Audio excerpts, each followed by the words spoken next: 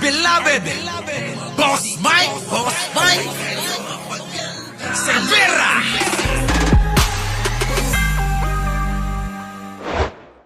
Na ang impeachment proceeding. Ito na. Siguro dito magkakasundo-sundo na tayong lahat. Mga kababayan ko. Ha? Dito siguro magkakasundo-sundo na tayong lahat. Ito na mga kababayan ko. Ito na. Bilang ko sa daliri ang matino. Ito na mga kababayan ko. Yari na si Sara. Tuloy na ang impeachment proceedings laban kay VP Sara matapos ideklarang sufficient in grounds ang mga reklamo laban sa kanya. Sa susunod na linggo, inaasahan ang paglalatag ng ebidensya sa Kamara. Narito ang agenda report ni Isaiah Mirafu. Ito na mga kababayan ko. Paano na ito? Ha? Ernie de San Martino. Boss Mike, habol ako. Ito na. Paano na ito? Bati-bati na tayo ulit. Tatalakayin natin si Sara. Ito na. Puentes ng Abante. Sa loob ng higit isang oras, agara nang idiniklara ng House Committee on Justice na sufficient in grounds ang third and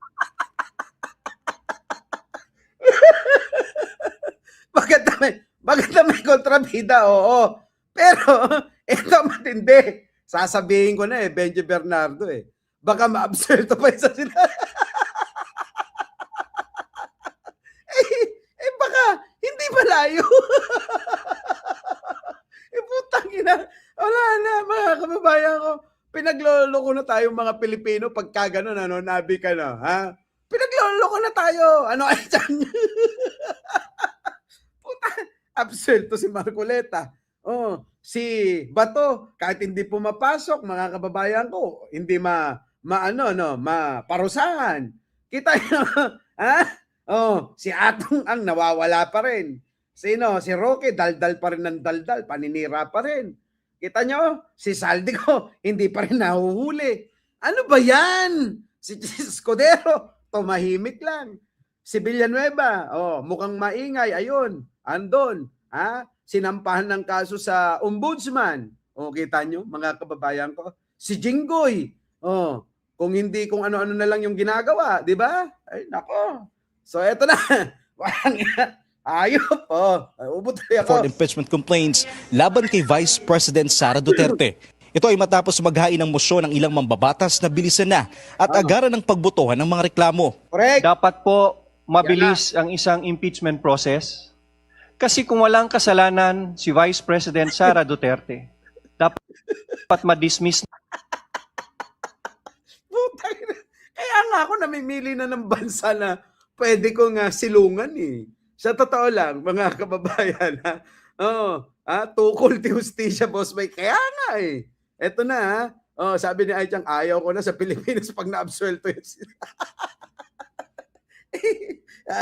Ngayon mga kababayan, sa totoo lang, naghahanap na ako ng bansang sisilungan Para mga kababayan, talagang madidismaya ka na Di ba?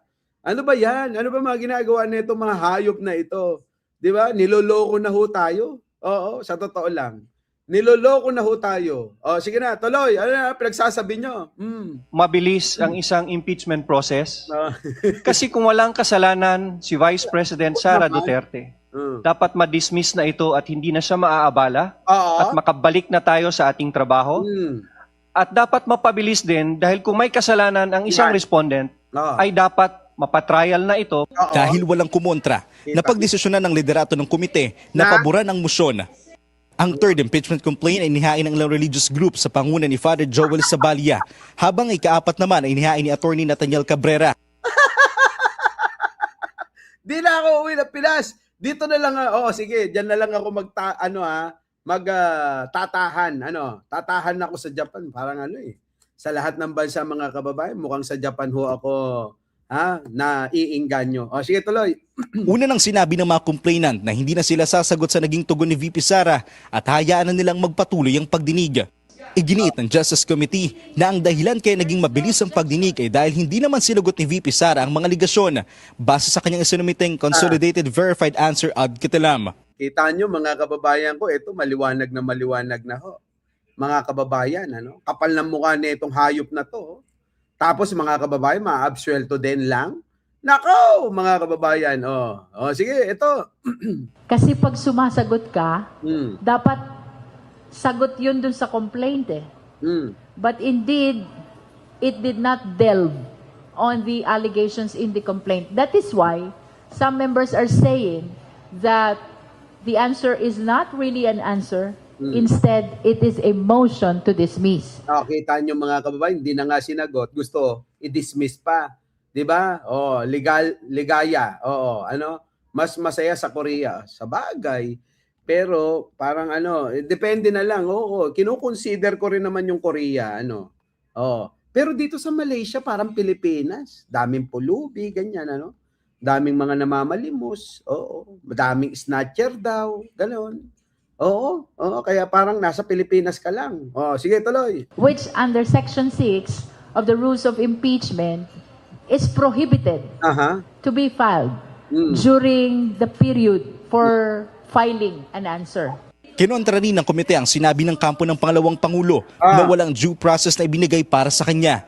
Hindi rin daw sila takot sakaling tumakbo ang bise sa Korte Suprema. Hindi dapat ito tungkol sa takot, kundi tungkol sa tama. Hindi dapat ito tungkol sa pananakot na naman dahil ang panawagan ng mamamayan ay tungkol sa pananagutan.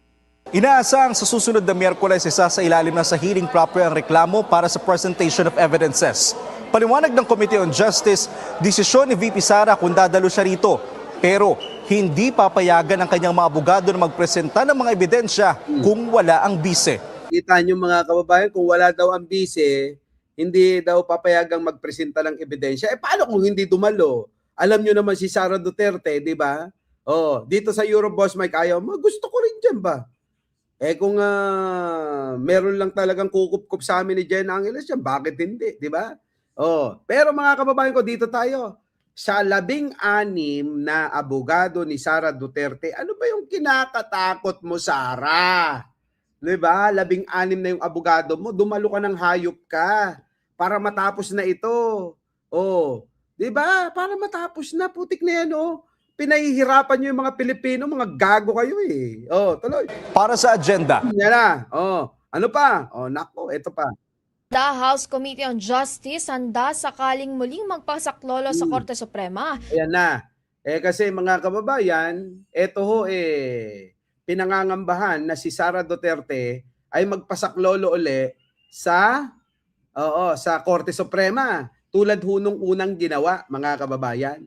'Di ba? Tulad ho nung unang ginawa na pagpapasaklolo ni Sara Duterte na may bloodbath pa siya, sasaklolo din pala sa Korte Suprema.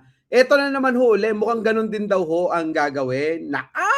Patay. Samantala mga kabrigada, House Committee on Justice handa sakaling muling magpasaklolo sa Korte Suprema si Vice President Sara Duterte kaugnay sa impeachment. Mula kay Brigada Haji Caaminyo, i-brigada mo. Brigada Live Report. Hindi isinasantabi ng House Committee on Justice ang posibilidad na muling magpasaklolo sa Korte Suprema si Vice President Sara Duterte laban sa impeachment proceedings. Sa pulong balitaan matapos na ideklarang sufficient in grounds ang dalawang impeachment complaints, sinabi ni Justice Panel Chairperson Jervil Luistro na hindi malabong iakyat ni Duterte ang usapin sa Supreme Court, lalo't nakita naman sa inihain nitong sagot sa Kamara na hindi tinugunan ang bawat alegasyon. Kita nyo mga kababayan ko, hindi ho nagpaliwanag si Sara. Hindi ho tinugunan yung mga reklamo, inaakusa. Bagkos mga kababayan, ang sinabi lang ni Sara, dismiss nyo na yan. Parang nag-uutos, mga kababayan, na tila ba mga tauhan niya yung nasa Kongreso. Ganon. Kita nyo, sabi nga tuloy ni Hernandez Mael Pagadora, pag naabsuelto si Sara, parang mas maganda pasakop na tayo sa Amerika. Kahit ka sa ako, di ba, yan nga yung sinasabi ko sa inyo. Kung wala na talagang pag-asa ang Pilipinas dahil dito sa mga sindikato, kahit pa ho maglukluk tayo ng kagaya ni Pangulong Bongbong Marcos uli na mabuting presidente, kung ang lahat ng mga nakapaligid na mga aasahan niya ay mga membro ng sindikato sa gobyerno, wala hong mangyayari. Kita nyo ho mga kababayan ko. Sino ba yung mga na-isyong mga membro ng sindikato diyan sa gobyerno? Si Bunuan, Sa panahon na kahit mabuti pa si Pangulo, si Sara Duterte mismo, parte rin ng sindikato. Bakit? Tingnan nyo ginawa sa DepEd. Kung di ba naman walang yaya makapalang mukha na yan. Sino pa? Yung mga Bersamin. Yung mga marami dyan eh. Mga kababayan ko, ano nang gagawin natin? Pasakop na lang ho tayo. Ako sabi ko sa inyo, mas okay na yun. Pasakop na tayo sa Amerika, sa Japan, o kahit saan pa. Sana nga lang mga kababayan para hindi na nasayang yung pagod ng mga bayani natin. Hinayaan na lang natin yung mga mananakop tulad ng Amerika. 'Di ba? Para ho tayo sana maayos Ito mga kababayan ko. Bigyan ko kayo ng halimbawa. Ewan ko kung nasabi ko na sa inyo to. Tingnan niyo ho yung Hong Kong. 'Di ba? British colony. Sinakop ho yang Hong Kong ng British. Kita nyo, malago. Diyan naman sa may Macau, ganun din, 'di ba? Portuguese, colony, 'di ba? Tingnan niyo mga kababayan, malago. Halos lahat ng mga sinakop ng matatagal ng panahon at pinaandar nila, lahat ng mga kababayan malalago yung mga bansa nila tayo sinakop tayo ng Kastila, inagaw ng Amerikano, tapos hinayaan ulit tayo. Tapos dahil nga piling mga bayani yung mga Pilipino, mga kababayan ko, ayan, di lahat na lang ng mananakop nilalabanan nila, 'di ba? Para maging malaya sana tayo. Kaya lang mga kababayan, ang problema natin, kapwa natin mga Pilipino ang nagpapahirap sa kapwa Pilipino. Tingnan nyo, sabi nga ni General Luna mga kababayan, may mas matindi tayong kaaway. Ang ating mga sarili. Kita nyo, mga kababayan ko. Noon pa alam na nila ang nagmamalabis na totoo. Ito malungkot malungkot ito na katotohanan. Ang nagmamalabis at nagpaparusa sa kapwa Pilipino, ito hong mga politikong mga membro ng magnanakaw ng sindikato. Sino? Yan, yung mga Duterte. Yan, sila Romualdez, Saldico, Garjola. Yung mga yan, sila Bunuan. Iba pa, ang dami pa ng membro. Mga membro ng sindikato, mga kababayan ko. Diba? Sipin nyo maigi. Kaya mga kababayan, kung po pwede lang na tayo sanayin sa isang sistema, ako ito para sa aking opinion lang naman ito. Kung sanayin tayo sa isang sistema na susundan natin nang mawala na yung mga hayop na mga magnanakaw, nang mabago ang lahat ng mga batas na dapat na baguhin para tayo ay maka-adapt ng panibagong susunding mga panuntunan sa gobyerno. At tingin ko mas okay ho yun Kaysa dinidire-diretso yung mga nangyari. Tulad niyan tingnan nyo, si Marcoleta ligtas. Subukan nyo sa ibang bansa yan. Baka mamaya, mga kababayan, pinagsasabunutan yan. Baka nga binitay na ho yan Tulad ito, tingnan nyo, senador, hindi nagtatrabaho, tapos absuelto pa rin, walang pananagutan. Tingnan nyo, si Saldico tumakas lang.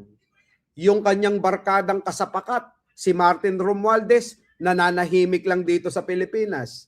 Hayahay pa rin. Si Garjola, tingnan nyo, yung mga yap, nagsipagtakbuhan na. Kung sa ibang bansa ho yan, mga kababayan, baka pinaring squad na ho yan. Mga hayop na yan. Yan po yung mga problema natin Tapos ang problema pa, mga kababayan ko, dahil nakakapagbayad ka sa mga lahat ng mga institusyon tulad ng mga nasa media, mga vlogger, sa pagpapaliwanag mo, may naiinganyo ka dahil dyan sa pagtatanggol mo, dyan sa mga politikong yan, kita mo, naluluto yung mga bobo, yung mga utak ng mga bobo di ba? Dali lang. Mamaya, kasi nakalive pa ako. Sige na, babatiin ko siya. Di ba? Mga kababayan ko, gayon. Nako, mga kababayan. Kaya sana, kung hindi na talaga masolusyonan mga kababayan, na itong bansang ito ay hindi na ho maaayos ng kapwa natin Pilipino, tayong mga Pilipino, maigi pa, ibang nasyon na ho yung humawak dito. Payag na ho ako. So anyways, mga kababayan ko, ititigil ho muna natin ito. Gawa ng meron pa ho akong tatawagan daw. Pinaalala sa akin eh. Babalik po tayo mamaya mga kababayan. Muli mga kababayan, maraming salamat sa ating sayang talakayan ngayong umaga. Hanggang dito na lang po. Maraming salamat po sa inyo. Syukran. Our beloved Boss Mike Severa.